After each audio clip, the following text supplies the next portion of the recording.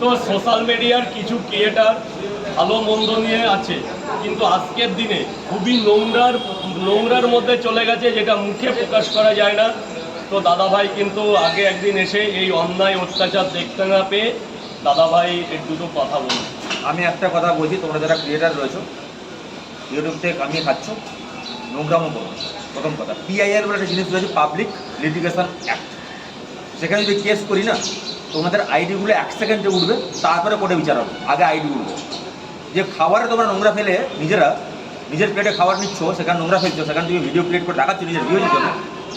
Second time যদি হয়, this is the warning, আমি কে পরিচয় করে দেবো, সেটা কোর্টে দেখা হবে। কোর্টে দেখা হবে। আর আমি একটা কথা, কতটা নোংরার কতটা জঘন্যও, আমি আমার বাড়িতে আমার উঁচু মাথাটা নিচু হয়ে গেছে। তুই তোর যে করেছিস, তোর কি ঘরে মা বোন নেই?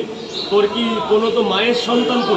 তুই একটা অন্য কিছু দিতিস, আমি সেটা ক্ষমা প্রার্থী করে কি করেছিস সেটা।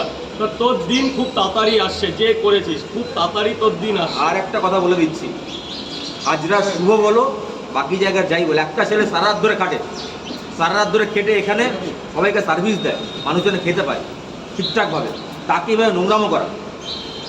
এরপর যারা করছে এটা, আইডিগুলো কিন্তু ইনস্ট্যান্ট আমি ব্লক করবো, আমার পরিচয় দেখে দেবে আমি কি আছে।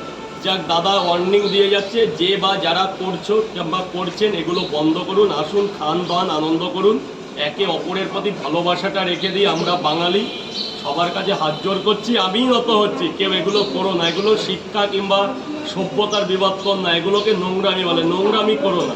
আমার যদি অন্যায়, আমাকে সামনে প্রোটেস্ট করো, ভাই তোর অন্যায় হচ্ছে, আমি মাথা নত করে নেবো। কারণ আমি গ্রাম বাংলা থেকে আসি, সারাটা রাত মা বাবা ঘরের বউ খেটে দুটো পাওয়াটা করে নিই, সবার কাছে বিক্রি করে তারপর আমার দিন দরিদ্র চলে।